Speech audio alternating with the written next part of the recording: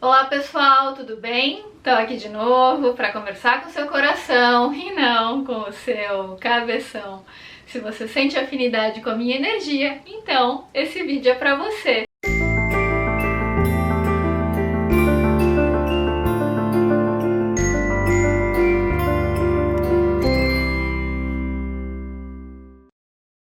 Gente, uma pergunta que eu recebo com uma certa frequência nas minhas redes sociais, né, em especial lá no meu direct, é assim: Gisela, por que que eu sempre atraio pessoas indisponíveis, né, principalmente de mulheres, falando assim, os caras que chegam em mim ou estão namorando ou são casados, por que que isso acontece, por que eu atraio isso?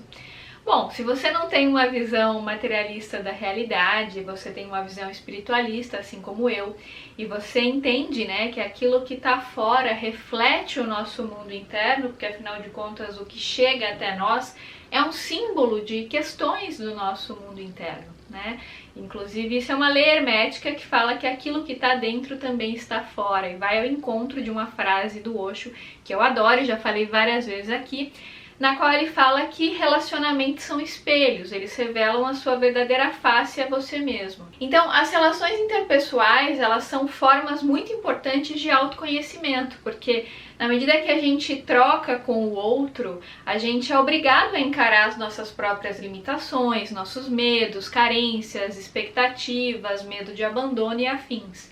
E numa sociedade como a nossa, tão focada em poder, onde a maioria das pessoas está tão perdida, tão reativa, tão imatura, e as relações são cada vez mais superficiais e descartáveis, né? Pessoas usam umas às outras para atender certas demandas do ego. Dificilmente as pessoas sabem de fato como construir um vínculo sólido, um vínculo maduro, onde há uma troca digna.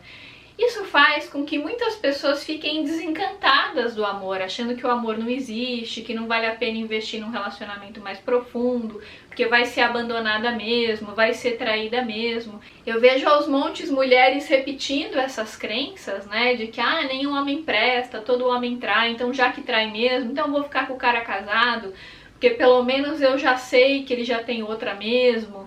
Né? Então muitas vezes a pessoa se contenta com migalhas de afeto, porque no fundo, quando você vai investigar profundamente, claro, cada caso é um caso, esse vídeo é um vídeo genérico, então talvez não sirva para o seu caso específico, mas em geral, quando você vai investigar profundamente a história de vida daquela pessoa, você vai ver que ela está atraindo caras indisponíveis, porque no fundo ela tem um medo gigantesco de amar, o medo da entrega. Porque, gente, relacionamento é uma coisa que dá trabalho, né? Ainda mais se a pessoa viveu um monte de decepções ao longo da vida, foi abandonada, saiu com um cara hoje, o cara sumiu amanhã, né? Ou descobriu que o cara saía com um monte de gente além dela. Às vezes aquela mulher já sofreu tanta decepção, ela tá tão calejada, tá tão desencantada. E uma das piores coisas que pode acontecer com uma mulher é ela perder o encantamento pelo cara, né, pelo amor, porque a mulher é movida pelo encantamento, né, como fala o Eli Cravo. Então, assim, quando a mulher tá desencantada, ela meio que aceita algumas migalhas por pura carência, porque no fundo ela tem um medo muito grande de se entregar. Ela tem um medo muito grande de sofrer uma nova decepção. Então, de algum modo, mesmo que inconscientemente, claro, ela dá um jeito de contratar para a vida dela, ou seja, de atrair para a vida dela caras que estão sempre indisponíveis, ou que estão namorando, ou que estão casados, mas que dão em cima dela, e muitas vezes ela se submete a viver esse vínculo, porque ela acredita que não vai ter nada melhor mesmo, né? E de alguma forma, aquele medo de abandono que ela tem, ela já tá vivendo naquela relação, porque ela já tá abandonada, o cara já tem outra.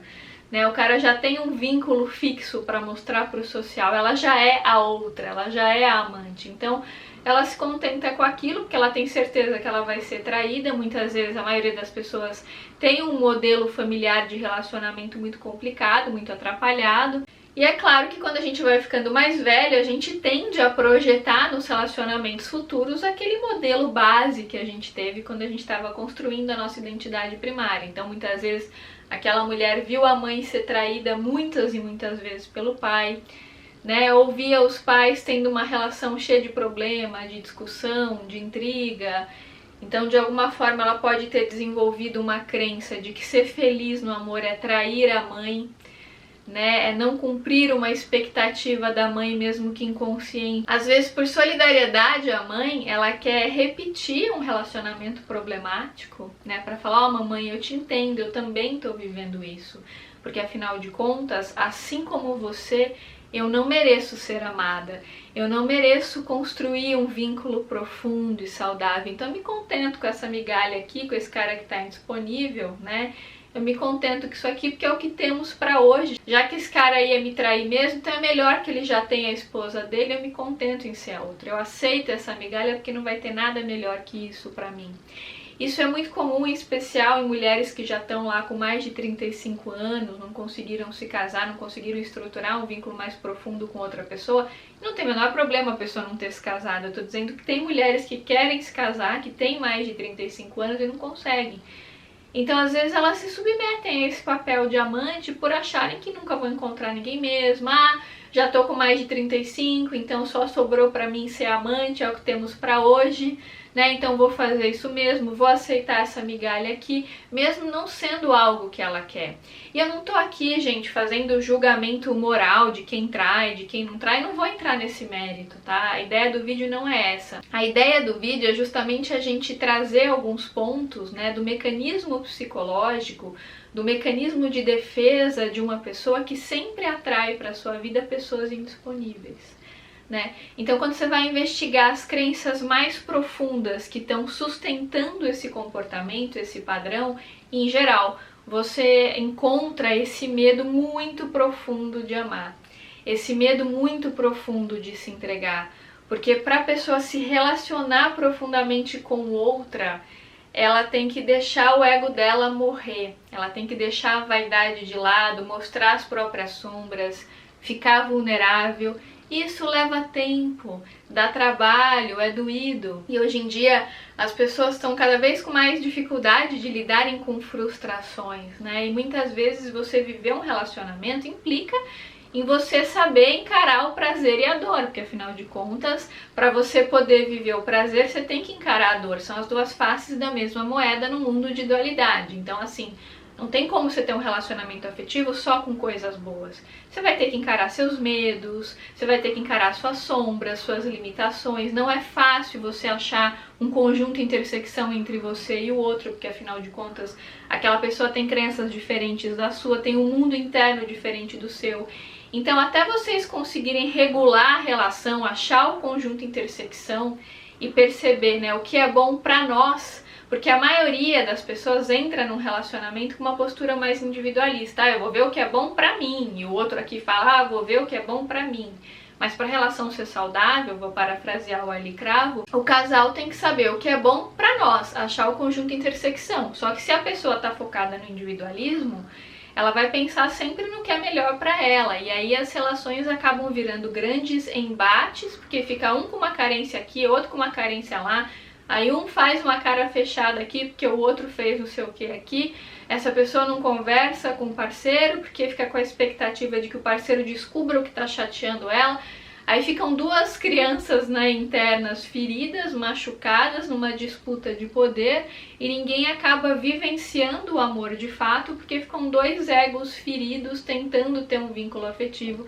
Na verdade, são duas pessoas extremamente imaturas, que não sabem lidar com a frustração, que não têm a menor ideia do que é de fato um relacionamento afetivo.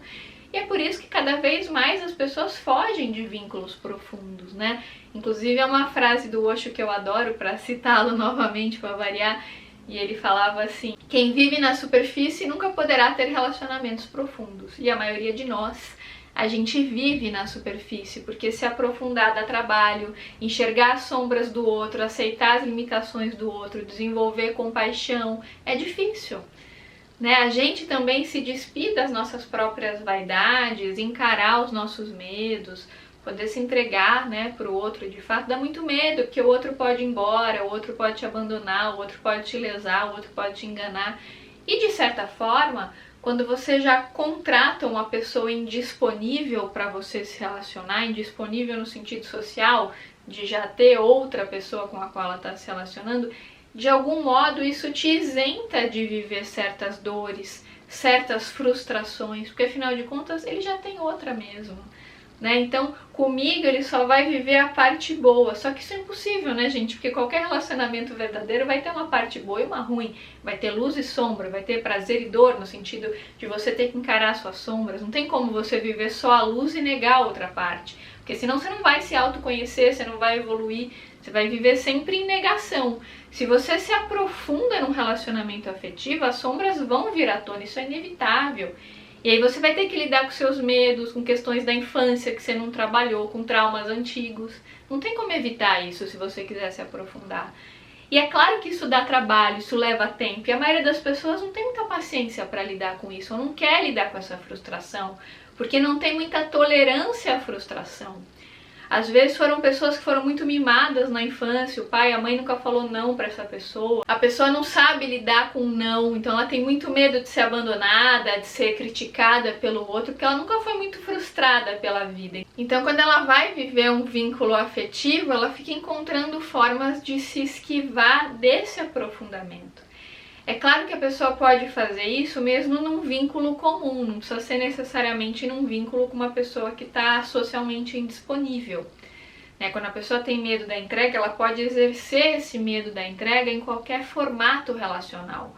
Mas é fato que quando ela contrata o parceiro indisponível, e aí ela se isenta de viver a responsabilidade da construção de um vínculo afetivo, né? Porque afinal de contas ela é a outra, então ela pode ir embora dessa relação a qualquer momento, né? Se o outro for embora, tudo bem, porque ela já está contando com isso, porque ela já se sente abandonada por ser a outra.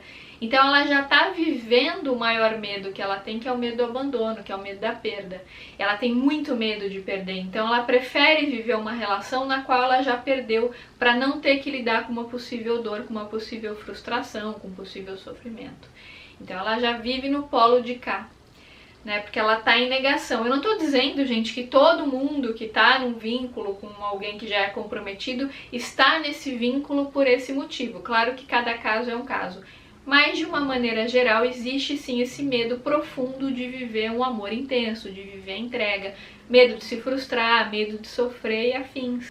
Como é que a pessoa pode sair desse padrão? Bom, aí ela tem que procurar uma psicoterapia, né? Tem que fazer meditação para integrar as próprias sombras, pode fazer um trabalho também de reprogramação de crenças como o Theta Healing e associar o Theta Healing a uma psicoterapia, para poder trabalhar profundamente essas crenças que estão sustentando esse padrão.